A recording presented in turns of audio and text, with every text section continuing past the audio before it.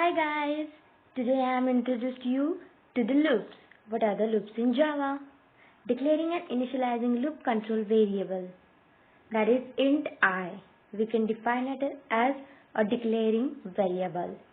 Then in the for loop, I is less than 10, that is checking the condition. And third part of the loop is incrementing loop control variable, that is I++, or it may be decrement variable. So these are the three important parts of a loop. Loop can be of a three type: for loop, each loop, and while loop, as well as do while loop. So all these type of loops are working differently in the Java. Loops are doing our work very continuously and in the fast processing. So yeah, this is the example how the loop is written here. You can look it out.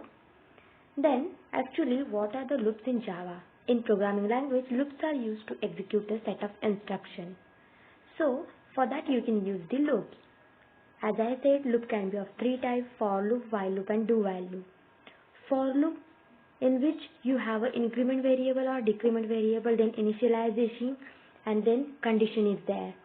But in while loop, the Java while loop is used to iterate some part of a code several times.